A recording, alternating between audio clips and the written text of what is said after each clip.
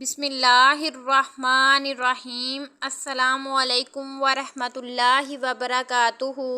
محترم ناظرین، آج کی اس ویڈیو میں آپ سنیں گے الو نے امام حسین کو شہید ہوتے ہوئے کیوں دیکھا اور الو کے دل میں انسانوں کے لیے کیوں نفرت پیدا ہوئی۔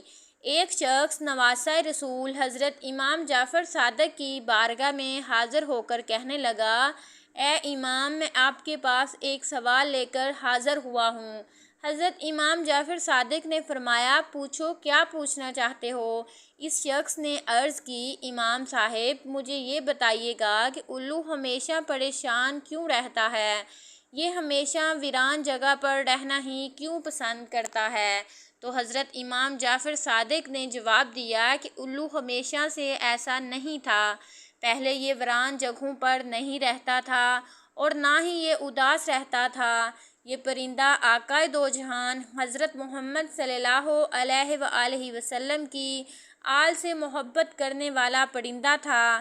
جب سے کربلا کا واقعہ پیش آیا ہے، تب سے اس پرندے نے ویران جگہوں پر رہنا شروع کیا ہے۔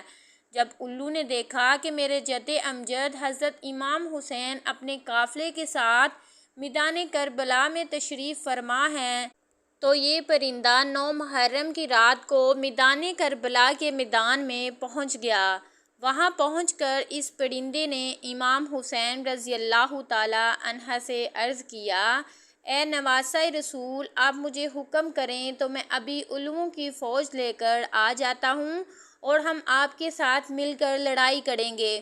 الو کی بات سن کر امام حسین رضی اللہ تعالی عنہ نے الو کو کہا کہ اے پرندے، یہاں میدان کربلا جو کچھ کل ہونے والا ہے، آپ اس واقعے کو ساری زندگی نہیں بھول پاؤ گے۔ تم سے یہ واقعہ برداشت نہیں ہوگا۔ تم یہاں سے چلے جاؤ، میں اللہ کی رضا پر راضی ہوں۔ حضرت امام حسین رضی اللہ تعالی عنہ کی زبان مبارک سے یہ الفاظ سن کر الو بہت ہی پریشان ہو گیا۔ پرندے نے امام حسین رضی اللہ تعالی عنہ سے بار بار یہ ضد کی کہ میں یہاں سے نہیں جاؤں گا۔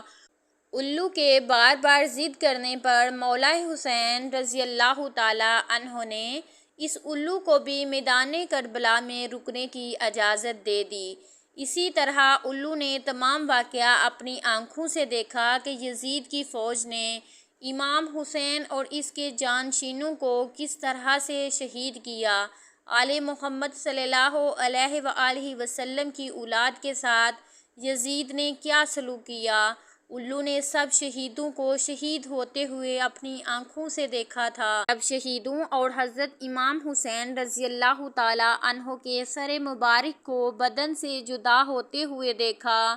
حضرت محمد صلی اللہ علیہ وآلہ وسلم کی آل پر یزیدی فوج کا ظلم اپنی آنکھوں سے دیکھا تھا۔ کس طرح سے امام حسین رضی اللہ تعالی عنہ کے سر مبارک کو بدن سے جدا کیا۔ کس طرح سے انہوں نے امام حسین رضی اللہ تعالی عنہ کے جسم مبارک کو اذیتیں دیں۔ جب یہ سب کچھ ہو رہا تھا تو الو یہ سب کچھ دیکھ رہا تھا۔ یہ سب واقعہ دیکھنے کے بعد الو کے دل و دماغ پر انسانوں کے لیے نفرت پیدا ہو گئی۔ الو نے یہ واقعہ آ کر اپنے تمام خاندان کو سنایا۔ اس دن کے بعد الو کے دل میں انسانوں کے لیے نفرت کے سوا کچھ نہ رہا۔ یہی وجہ ہے کہ الو نے اپنے آپ کو انسان سے دور کر لیا ہے، جہاں پر انسان اس کو کبھی نہیں دیکھ سکتا۔ الو حضرت محمد صلی اللہ علیہ وآلہ وسلم کی آل سے بہت ہی محبت کرنے والا پرندہ ہے، لیکن لوگ اس پرندے کو منحوس سمجھتے ہیں۔ آج کل لوگوں کا یہ خیال ہے کہ اگر ہمارے گھر کے آس پاس بھی الو بول دے تو ہم پر کوئی نہ کوئی مصیبت آ جائے گی۔ اگر الو کسی کے چھت پر بولے تو اس کے ڈر سے اپنا گھر بار ہی چھوڑ دیتے ہیں کہ ہمارے گھر کے اوپر الو آ کر بیٹھ گیا ہے، ہمارے گھر کوئی آفت آ گرے گی۔ ہمارے دوستو، الو کو منحوس کہنا جاہلانہ سوچ ہے۔ الو کے بولنے سے نہ تو آپ کے گھر میں کوئی آفت آتی ہے اور نہ ہی کوئی پریشانی آتی ہے۔ یہ تو بیچارہ معصوم سا پرندہ ہے، اس کے بولنے یا نہ بولنے سے انسانی زندگی پر کوئی فرق نہیں پڑتا۔ اس لیے پیارے دوستو، آپ اس جاہلانہ سوچ سے ہمیشہ بچ کر رہیں۔ پیارے دوستوں، ہم آپ کو الو کی ایسی باتوں کے بارے میں بتاتے ہیں جس کو آپ سن کر حیران ہو جاؤ گے۔ دنیا میں الوؤں کی 510 اقسام ہیں، لیکن الو کو خاص طور پر 2 قبیلوں میں ہی تقسیم کیا ہے۔ نمبر 1 باڑن الو، نمبر 2 ٹریو الو۔ یاد رہے کہ دوسرے جانور اور پرندے انسان کے دشمن ہو سکتے ہیں، لیکن الو انسان کی فصلوں سے کیڑے مکوڑے اور حشرات کو جڑ سے ختم کرنے میں مددگار ثابت ہوتا ہے۔ اگر الو کو کسان کا دوست کہا جائے تو اس میں کوئی حرج نہیں۔ اگر ہم الو کی عمر کے بارے میں بات کریں تو اس کی اوسط عمر 20 سال ہوتی ہے۔ الو اپنا گھر درختوں پر بناتے ہیں جو زمین سے تقریباً 20 میٹر کی اونچائی پر ہوتے ہیں۔ اس کے علاوہ الو ویران جگہوں اور کنوؤں میں اپنا بسیرا بناتے ہیں۔ اکثر لوگ دوسروں کو تنقید کا نشانہ بنانے کے لیے الو بولتے ہیں کہ تم تو الو کی نظر کی طرح ہو، تم تو الو کی طرح نظر گماتے ہو۔